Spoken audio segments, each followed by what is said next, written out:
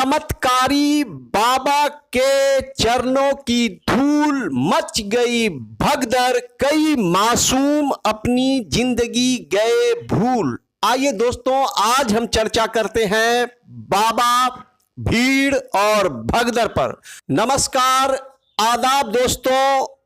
हाथरस हादसा, कई मासूमों की गई जान। बाबा हरि नारायण, इनका असली नाम है सूरजपाल, बाबा सूरजपाल उर्फ हरि नारायण। इनके चरणों की जो धूल है, इसकी खासियत है दोस्तों। जैसे अगर कोई हरि नारायण, बाबा हरि नारायण के चरणों की धूल अपने माथे से यदि लगा ले तो फिर उनका कल्याण हो जाता है, उनके सारे कष्ट दूर हो जाते हैं। और इसी अंधविश्वास के कारण भीड़ में भगदड़ मची बाबा के धूल को पाने के लिए, और ये मासूम हमेशा के लिए धूल में मिल गए दोस्तों। ये बाबा, सत्संग चलाने वाले बाबा, आज झूठ बोल रहे हैं। इतने लोग, ये मासूम लोग जब भीड़ की बलि चढ़ गए तो बाबा 48 घंटे के बाद मीडिया में आकर कहते हैं कि मैं हादसा से पहले चला गया था।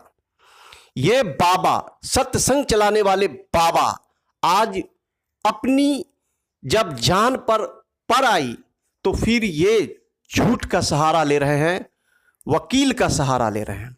आपको पता होगा कि बाबा के जो वकील हैं वो निर्भया कांड के वकील AP सिंह हैं।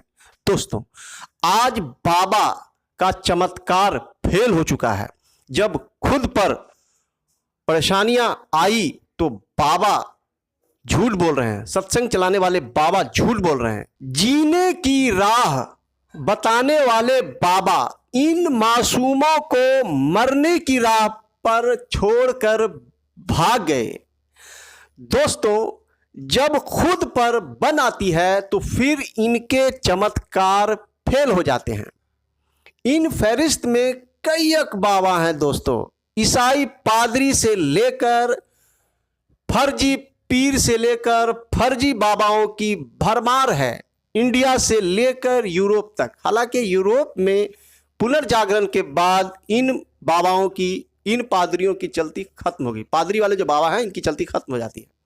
निर्मल बाबा समोसा और चटनी खिलाकर बेरोजगारी दूर करने वाले बाबा, निर्मल बाबा समोसा और चटनी खिलाकर खुद की बेरोजगारी दूर कर ली। आसाराम बापू जी जेल में है। राम रहीम रॉक स्टार, ये तो डांसर हैं, ये तो चमत्कार भी करते हैं और साथ साथ एक्टर हैं, डांसर हैं। गोविंदा, दिलीप साहब फेल हैं। अमिताभ बच्चन तो कुछ नहीं है भाई मेरे।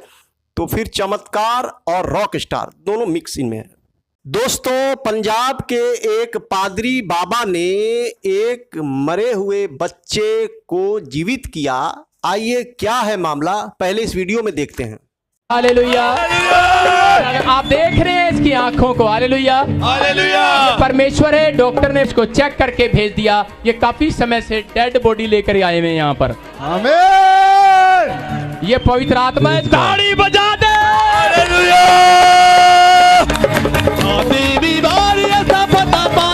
दोस्तों, बच्चे की जान बच जाना ये तो बहुत ही खुशी की बात है, लेकिन पादरी बाबा पर शंका कब होती है कि ये चमत्कार करने के लिए भीड़ जुटाते हैं और भीड़ में इस तरह की चमत्कार करते हैं, मुर्दों को जीवित करने वाला चमत्कार। दोस्तों, हो सकता है कि ये बच्चा जो है बीमार हो, क्या है मामला ये अंदर की बात है। लेकिन जहाँ तक मेडिकल रूप में देखा जाता है कि कभी कभी हार्ट को पंप करने के बाद या मुंह से ऑक्सीजन देने के बाद कुछ देर तक मरे हुए लोग जीवित हुए हैं, ये देखा गया है। लेकिन लंबे समय तक, मतलब 2 घंटे 4 घंटे अगर लोग मृत पड़े हुए हैं और उसके बाद उनको जीवित करने वाली जो चमत्कार है, ये थोड़ा सा शंका पैदा करता है पादरी बाबाओं पर। अब मैं आपको महाभारत से एक बात बताता हूं कि जब यक्ष ने युधिष्ठिर से पूछा कि दुनिया में सबसे बड़ा सत्य क्या है, तो युधिष्ठिर ने जवाब दिया कि मृत्यु, मौत सबसे बड़ा सत्य है। इसके बावजूद ये फर्जी बाबा या फिर पादरी बाबा या फिर फर्जी पीर बाबा जैसे लोग मरे हुए लोगों को जिंदा करने की बात करते हैं, मुर्दों को जिंदा करने की बात करते हैं, और फिर इस पर यकीन करने वाले लोग, आश्चर्य की बात है दोस्तों, आश्चर्य की बात है दोस्तों। बाइबल में जीसस क्राइस्ट के बारे में लिखा है कि उन्होंने मुर्दों को जिंदा किया था, मरे हुए लोगों को जिंदा किया था। तो ये आस्था का विषय है, लेकिन आज के ज़माने में, बाइबल तो 2000 वर्ष पहले की बात है, लेकिन आज के ज़माने में इस साइंटिफिक युग में इस तरह की बातें सोचना ये अंधविश्वास है भाई, ये अंधविश्वास है। इससे बड़ा अंधविश्वास कुछ नहीं हो सकता कि आज के साइंटिफिक युग में आप इस तरह की बात सोचें कि मरा हुआ व्यक्ति फिर से जिंदा हो जाए। ये तो असंभव है भाई, ये असंभव है, चूंकि फिजिक्स भी कहती है दोस्तों, भौतिक शास्त्र कहती है, ऊर्जा संरक्षण का सिद्धांत कहती है, यानी इंसान के शरीर में जो ऊर्जा है, इसी ऊर्जा से इंसान चलता है, बोलता है, जीवित रहता है। तो ऊर्जा का एक न एक दिन रूपांतरण होना है। तो दोस्तों आज साइंस भी इस बात को मानती है कि मृत्यु निश्चित है, इंसान को एक न एक दिन मर जाना है। उसके बावजूद हम फर्जी बाबा, फर्जी पादरी या फिर फर्जी पीर के चक्कर में पड़कर हम लोग इस तरह की बात सोचने लगते हैं और अंधविश्वास में पड़कर इन बाबाओं के पीछे भीड़ के रूप में जमा होते हैं, इनकी बातों को सुनने के लिए, इनके चमत्कार को देखने के लिए, या फिर अपने दुखों को सुनाकर अपने दुखों को उनके चमत्कार से दूर करने के लिए हम भीड़ के रूप में जमा होते हैं, और फिर भगदड़ और फिर अकाल मृत्यु। तो ये अंधविश्वास कब खत्म होगी? आज साइंस इतना डेवलप कर चुका है, इंसान चांद पर जा चुके हैं, उसके बावजूद इस तरह की अंधभक्ति, इस तरह का अंधविश्वास। हालांकि इन लोगों को अंधविश्वासी कहना या फिर अंधभक्त कहना ये ठीक नहीं है, क्योंकि ये मासूम हैं। ये बेचारे अशिक्षा के कारण या फिर असाध्य रोगों के कारण, असाध्य रोग जैसे दमा, अस्थमा या फिर हिस्टीरिया या फिर मिर्गी दोस्तों एक ऐसा असाध्य रोग है जिसे देखकर आपको अजीब सा लगेगा, आप घबरा से जाएंगे। जब आप पर बीतेगी तो आप घबरा जाएंगे, और फिर अगर डॉक्टर के यहाँ आपको सही इलाज नहीं मिलेगा तो फिर आप घबरा कर इन्हीं बाबाओं, पीर बाबा या फिर फर्जी बाबा या फिर पादरी बाबा के चक्कर में आप पड़ जाते हैं दोस्तों। तो ये है कारण, अशिक्षा, असाध्य रोग या फिर बेकारी।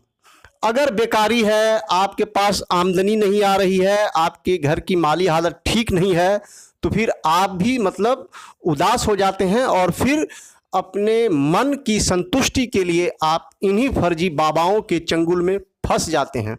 इसलिए इन लोगों को अंधभक्त भी कहना ठीक नहीं। इसलिए शिक्षा, जो आधुनिक शिक्षा है, लोगों के बीच में होनी चाहिए, और सरकार बेरोजगारी दूर करे, और फिर ये जो असाध्य रोग है इन पर शोध होनी चाहिए। गवर्नमेंट इन पर पैसा खर्च करे और इन रोगों पर शोध हो, ताकि इन असाध्य रोगों का भी इलाज हो सके। इन्हीं असाध्य रोगों के कारण इन फर्जी बाबाओं का गोरख धंधा चलता है दोस्तों।